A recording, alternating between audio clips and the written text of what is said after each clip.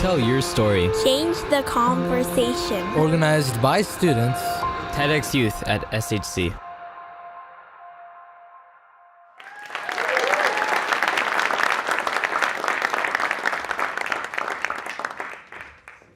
There are certain Christmas presents that are pretty much timeless classics.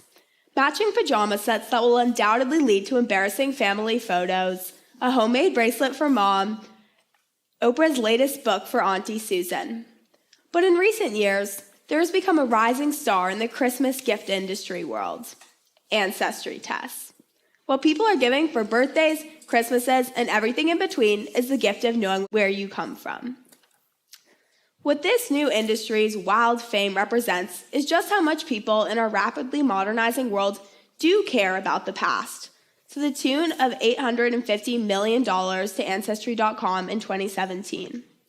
There was a while there where you couldn't even go on Facebook without seeing somebody post about how they have discovered that they are exactly 6.5% Italian, and so now their intense love for pizza makes perfect sense. Because, of course, liking carbs and cheese is something that can only be justified by genetics. The factuality of the results from these tests is questionable at best. The chief geneticist from the prominent family tree DNA admitted that it's kind of a science and an art. So the results that you're obtaining are likely not really a very accurate picture of where your ancestors are from, but people are paying all this money anyways. Why? It's because these ancestry tests are fulfilling a human desire to connect, to belong, even if the group that you are feeling this newfound affinity for isn't one your ancestors were actually a part of. Now, I grew up very close to my mother's heritage, but very distant from my father's family's past. All four of my father's grandparents are immigrants from Ireland, but I never felt any connection at all to Irish culture.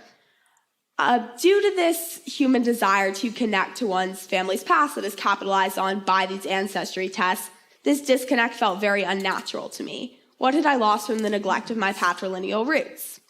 In order to find out, I decided to investigate this family legend that I had heard that I wasn't sure if it was true.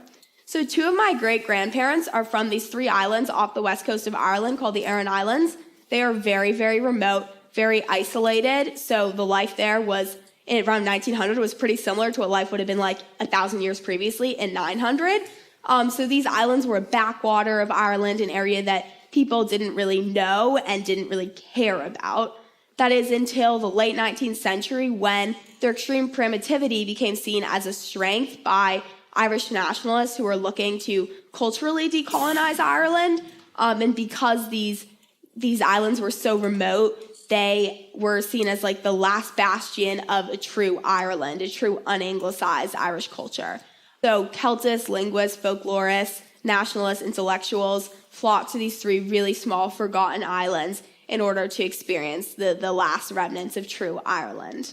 So the piece of family lore that I had heard was that my great-great-grandfather, Martin McDonough, had hosted the famous Irish playwright John Millington Synge during his visits to the island. And after a lot of research, I found out that this story actually was true, and that my great-great-grandfather, Martin McDonough, had hosted Synge 4 times for about a month at a time each, and they became close friends and would continue to correspond for the rest of Synge's life. So Martin served as Synge's ambassador to this traditionally Irish way of life that Synge was hoping to learn from and recapture and really bring back to the rest of Ireland as this model for cultural decolonization. They became close friends, and my great-great-grandfather was talked about extensively in Synge's memoir of his time there, and it's even on the cover of the Penguin edition version of the book. Through reading this book and many published letters between Synge and Martin, I felt like I really got to know my great-great-grandfather, which was amazing. This window into my family's past was entirely unexpected and absolutely life-changing. I started learning Irish Gaelic, reading all of the Irish nationalist literature I could get my hands on, and doing my own independent research into the Aran Islands in this unique point in time. I'm very fascinated by the Irish movement for cultural decolonization, the readoption of Irish Gaelic by Irish people, and my ancestors' role in all of that. Look into your family's past. I know that I've been lightly mocking Ancestry.com, but companies like it have made our family history so much more accessible, our ancestors so much more traceable, with unprecedented ease and accuracy. Use these resources to find forgotten pieces of your family.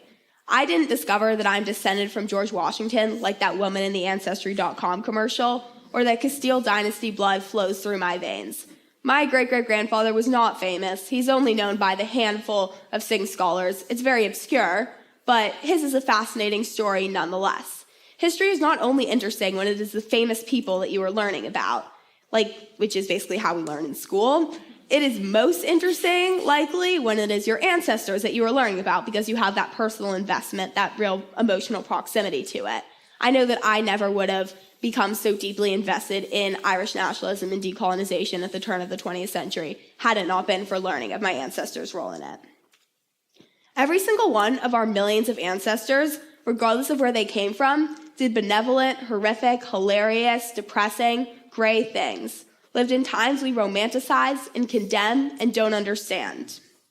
If you have family lore that you already know, look into it, investigate it, and if it turns out not to be true, find the truth in it anyways, which is kind of how 23andMe works, to be honest.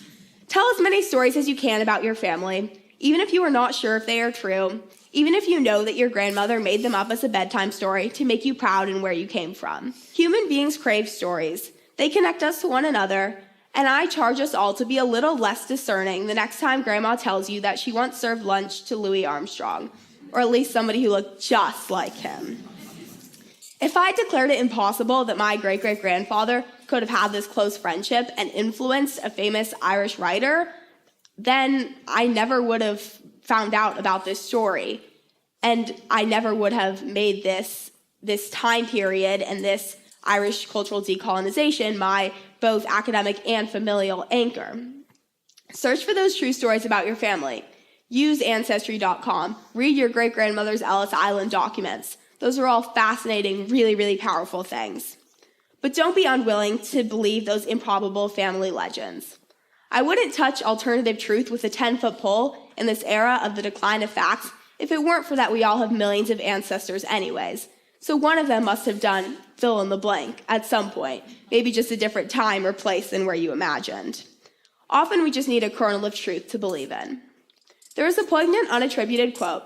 All stories are true, some of them actually happened. Besides, aren't we all related to Cleopatra or something anyway? Whatever kernel of truth a piece of family lore is based off of, don't be too quick to dismiss it as improbable, because even if it didn't happen, that doesn't mean it's not true. Maybe your great-uncle wasn't the war hero that you always thought he was, but that doesn't negate the sense of bravery and pride and heritage you feel flowing through your veins as a result of this story. Maybe your grandmother wasn't actually her town midwife, and she actually only helped deliver her friend's baby that one time, but the knowledge of her fortitude that one fateful night, though perhaps overblown into a career that never actually happened, makes you more confident in an emergency or reminds you to be compassionate to people in their time of need.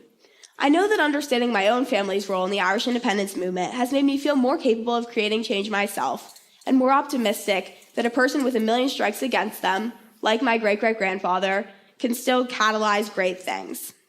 Sometimes you don't believe you can do something until you hear your genetic makeup makes you able. Maybe that makes you feel braver the next time around. And then perhaps, someday, you will become a story of your own for your descendants. Thank you.